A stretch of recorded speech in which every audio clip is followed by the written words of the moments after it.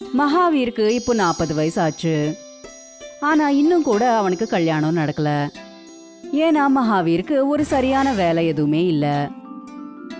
மகாவீர் எத்தனையோ இடங்கள்ல வேலை செஞ்சு பார்த்தான். ஆனா அவனுக்கு எந்த ஒரு வேலையும் பிடிக்கவே இல்ல. அதனால செய்யற வேலை எல்லாத்தையும் விட்டுட்டே இருந்தான். மகாவீரை எல்லாருமே வேலை இல்லாதவன்ட்டு கூப்பிட்டு இருப்பாங்க. அப்புறம் எப்படி இருக்கீங்க பால்தோன்னா? நான் நல்லா இருக்கேன் மாமே, நீ எப்படி இருக்க? நான் நல்லா இருக்கேன், வேலைக்கும் போறேன், அதுல சம்பாதிச்சு நல்லாவே சாப்பிட்றேன். எனக்கு வாழ்க்கை நல்லா தான் போகுது. நீ ஏதாச்சும் யோசிச்சியா புது வேலை பத்தி?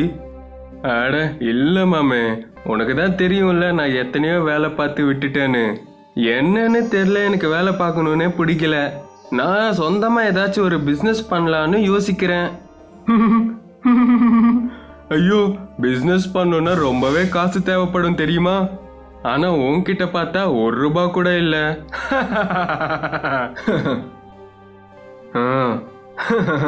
அப்படியெல்லாம் ஒன்றும் கிடையாது. நான் ஒரு சின்ன பிஸ்னஸ் ஸ்டார்ட் பண்ணுவேன், அதுக்கு கம்மி காசு தான் தேவைப்படும். சரியப்பா, உனக்கு தான் ஒழுங்கா வேலையே பண்ண தெரியாது, இதுல பிஸ்னஸ் எப்படி பண்ணுவ? ஹல்வா சாப்பிட்ற மாதிரி ஈஸி நினச்சியா? அட நான் சொல்றது கேளு, அப்படியெல்லாம் ஒன்றும் இல்லை மாமே. நான் உழைக்கிறதுக்கு பயப்பட மாட்டேன். நீங்களே கூடிய சீக்கிரத்தில் பார்ப்பீங்கள்ல, நான் ரொம்பவே பெரிய பிஸ்னஸ் மேன் ஆகி காட்டுறேன் பாருங்க. நீயும் உன்னோட பிஸ்னஸ் ஐடியாவும் பார்ப்பேன்ல கூடிய சீக்கிரத்தில். அந்த ஆளு மகாவீரை நல்லா கிண்டல் பண்ணிட்டு அவன் மேல நல்லா சிரிச்சுக்கிட்டே அங்கிருந்து கிளம்பி போயிட்டாரு. அந்த ஆளு சொன்னது மகாவீரை கொஞ்சம் கூட கஷ்டப்படுத்தல. ஏன்னா மகாவீருக்கு இப்படிப்பட்ட பேச்சு கேட்டு கேட்டு பழகி போச்சு. அவனுக்கு இப்போ அவங்க மேல கோபமும் வரல. அப்புறம் இப்படிப்பட்ட பேச்ச கேட்டு அவன் வந்து போறதும் இல்ல. அவனோட வேலை எப்படியாவது நடக்கணும்ன்றதுதான் அவனோட நோக்கமா இருந்தது. ஐயோ கடவுளே, எனக்கு ஒண்ணுமே புரிய மாட்டேங்குது. ஏதாச்சும் தொடங்கலான்னு ஆரம்பிச்சா எல்லாமே நாசமா தான் போகுது. ஆனா கடவுளே, நான் தோல்வியை ஒத்துக்க மாட்டேன். ஆனா கண்டிப்பா ஏதோ ஒரு நாள் நான் பெருசா சாதித்து தான் காட்டுவேன். மகாவீரோட மூளையில ஒரு ஐடியா தட்டிடுச்சு. அவன் கடவுள் பொம்மைகளை விற்கணும்னு நினைச்சான். ஆனா இந்த வேலை செய்யறதுக்கு கூட அவனுக்கு காசு தேவைப்படுது. மகாவீர் லோன் வாங்கறதுக்காக பேங்க்குக்கு போனான். குட் மார்னிங் சார், என் பேர் தான் மகாவீர். நான் கடவுள் சிலைகளை தயார் பண்ற ஒரு சின்ன பிசினஸை தொடங்கலான்னு இருக்கேன். அதுக்காக எனக்கு கொஞ்சம் பணம் தேவைப்படுது. சரி, பணம் உங்களுக்கு கண்டிப்பா கிடைக்கும். ஆனா உங்ககிட்ட பேங்க்குக்கு சப்மிட் பண்ற மாதிரி ஏதாவது செக்யூரிட்டி இருக்கா? நான் சொல்ல வர்றது வீட்டு பேப்பர்கள் இல்ல லேண்ட் பேப்பர்கள் இந்த மாதிரி. ஐயோ சார், என்கிட்ட இந்த மாதிரி வீட்டு பத்திரங்கள் இது மாதிரி எதுவுமே கிடையாதுங்க. இதோ பாருங்க, செக்யூரிட்டி இல்லாம லோன் தர முடியாது. ஆனா சார், நான் உங்க காசு திருப்பி செலுத்திடுவேன்.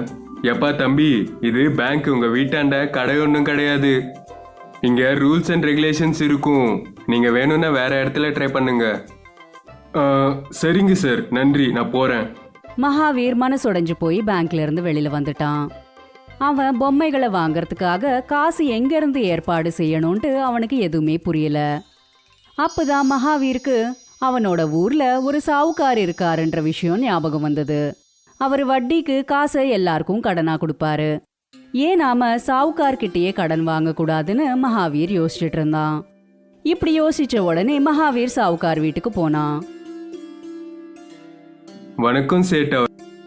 வணக்கம்ப்பா, வணக்கம். என்னப்பா இந்த பக்கம் வந்திருக்கீங்க, என்ன விஷயம்? அது என்னன்னா, எனக்கு கொஞ்சம் காசு தேவைப்படுது, அதனால தான் வந்தேன். நான் சிலைகளை தயார் பண்ற சின்ன பிசினஸை தொடங்க போறேன். அட அட நல்லதுப்பா, நல்லது. அட உண்மையை சொல்லு, நீ பூஜாரி ஆகணும் தானே நினைக்கிற? இல்லைங்க, அப்படியெல்லாம் ஒன்றும் கிடையாது. நான் ஒரு சின்ன கடையை ஆரம்பிக்கலான்னு இருக்கேன். அப்போ சார், எவ்வளோ காசு தேவைப்படுது? அது வந்துங்க, எனக்கு ஒரு 10,000 ரூபாய் இருந்தால் போதுங்க. அப்போ இதை பாருப்பா, நான் உனக்கு காசு கொடுத்துருவேன். ஆனால் நான் சொல்கிற விஷயத்துக்கு ஒன்று கேரண்டி கொடு. நீ எப்படி என்னோட காசை திருப்பி தருவ? ஆனால் உன்னை பற்றி ஊர் முழுக்க சொல்கிறாங்க, நீ ஒரு வேலையும் ஒழுங்காக பண்ண மாட்டேன்னு, எல்லா வேலையும் பாதி பாதிலேயே விட்டுட்டு வந்துடுவேன்னு. அப்படி இருக்கும்போது இந்த சில பிஸ்னஸ் எல்லாம் நீ நடுவுலேயே நிறுத்திட்டீன்னா எனக்கு தானே நஷ்டம். இல்லைங்க ஐயா, அப்படியெல்லாம் நடக்காது. அது எல்லாமே வேலைங்க. இது நான் இந்த வாட்டி பிஸ்னஸ் ஸ்டார்ட் பண்ணலான்னு இருக்கேன்ல. உன் மேலெல்லாம் எனக்கு எனக்கு ஒன்றும் நம்பிக்கை இல்லை. இதை பாருப்பா, நீ வேணும்னா வேற யாருக்கிட்டயாச்சும் கேட்டு பாரு, என்ன மன்னிச்சிருப்பா. மகாவீர் சாவுக்கார் வீட்ல இருந்து கூட நொந்து போய் வெளியில வர வேண்டியதாயிடுச்சு. எந்த வேலை செய்யணும்ட்டு அவனுக்கு எதுவுமே புரியல. ஏன்னா எந்த வேலையை ஆரம்பிக்கணும்னாலும் அதுக்கு காசு தேவைப்படும். அவன் இப்படி யோசிச்சுக்கிட்டே தன்னோட வீட்டுக்கு திரும்ப போயிட்டு இருந்தான். அப்போ வழியில அவனுக்கு ரொம்ப தாகம் எடுத்தது. ஆனா அவனுக்கு எங்கேயுமே தண்ணி கிடைக்கல. பாவம் தாகத்தால அவன் ரொம்பவே துடிச்சு போயிட்டான். அவனோட மூளையில இப்போ எந்த மாதிரி யோசனைகள் வந்ததுன்னா, யாராவது காசுக்காகவாவது தண்ணி கொடுத்தா எவ்வளோ நல்லா இருக்கும்ட்டு யோசிச்சுக்கிட்டு இருந்தான். வீட்டுக்கு வந்ததுக்கு அப்புறமாவும் அவனோட மூளையில இதே விஷயம்தான் ஓடிட்டு இருந்தது. உடனே அவன் தண்ணி விக்கிற பிசினஸ் ஆரம்பிக்கணும்ட்டு தீர்மானிச்சிட்டான். அடுத்த நாள்ல இருந்து அவன் தண்ணிய விக்கிறத ஆரம்பிச்சான். தண்ணிங்க, தண்ணி, ஃப்ரெஷ்ஷான தண்ணி, வாங்க வந்து வாங்கிக்கோங்க, உங்களுக்காக தான் ஃப்ரெஷ்ஷான தண்ணிங்க, தண்ணி. அட, இவனுக்கு என்ன பைத்தியம் பிடிச்சிக்கிச்சா? இப்படி தண்ணி விற்கிறாரு. யாராச்சும் தண்ணியெல்லாம் வாங்குவாங்களா? எனக்கு தெரிஞ்ச அண்ணாவோட பிஸ்னஸ் ஸ்டார்ட் ஆகல, அதனால பைத்தியம் பிடிச்சி இப்படி பண்றாரோ. தண்ணியை வாங்கிக்கோங்கப்பா, தண்ணியை வாங்கிக்கோங்க, ஃப்ரெஷ்ஷான இப்பதான் கொண்டு வந்த தண்ணிப்பா, தண்ணி. அப்பதான் அந்த பக்கமா சில டூரிஸ்ட் போயிட்டு இருந்தாங்க. மதியம் ரொம்பவே வெயிலா இருக்கிறதுனால அவங்களுக்கும் தாகமா இருந்தது. அவங்க மகாவீர் கிட்ட வந்தாங்க. ஒரு கிளாஸோட தண்ணி எவ்வளோங்க? 5 ரூபாங்க. அப்போ ஒரு கிளாஸ் கொடுங்க. வாங்கிக்கோங்க. அண்ணா, எனக்கும் ஒரு கிளாஸ் கொடுங்கண்ணா. கண்டிப்பா, நீங்களும் எடுத்துக்கோங்க. இந்தாங்க உங்க காசு. ரொம்ப நன்றிங்க. அன்னைக்கு நாள் முழுக்க தண்ணிய வித்து மகாவீர் 50 ரூபாய சம்பாதிச்சான். அப்புறம் அவன் கடைக்கு போய் சில 1/2 லிட்டர் வாட்டர் பாட்டில்ஸை வாங்கிட்டு வந்தான். அடுத்த நாள்ல இருந்து அவன் பாட்டில்ஸ்ல தண்ணிய விற்க ஆரம்பிச்சான். தண்ணிங்க, தண்ணி, ஃப்ரெஷ்ஷான தண்ணி, தண்ணி ரொம்பவே இனிக்கும், நல்ல சுவையான தண்ணிங்க, வாங்க வந்து வாங்கிக்கோங்க, ஃப்ரெஷ்ஷான தண்ணிங்க இங்க தான் கிடைக்கும். இன்னைக்கு கூட மகாவீர் கிட்ட இருந்து நிறைய டூரிஸ்ட் வாட்டர் பாட்டில்ஸை வாங்கினாங்க. மகாவீர் தன்னோட தண்ணி பிசினஸை மேலும் வளர்க்கறதுக்காக தான் கூட 2 பேரை வேலைக்கு சேர்த்துக்கிட்டான். அப்புறம் அவங்க எல்லாம் சேர்ந்து பாட்டில்ஸ்ல தண்ணியை நிரப்பி விற்க ஆரம்பிச்சாங்க. கொஞ்ச நாள்லயே அவங்களோட பிசினஸ் நல்லா போக ஆரம்பிச்சது. அப்புறம் அந்த பக்கமா போற எந்த டூரிஸ்டா இருந்தாலும் மகாவீர் கிட்ட இருந்து வாட்டர் பாட்டில வாங்கிட்டு தான் போயிட்டு இருப்பாங்க. மகாவீர் தன்னோட சொந்த காசாலேயே ஒரு கோடவுனையும் வாங்கிட்டான். இப்போ அவன் சொந்தமாவே பிளாஸ்டிக் வாட்டர் பாட்டில்ஸை தயார் செய்ய ஆரம்பிச்சான்.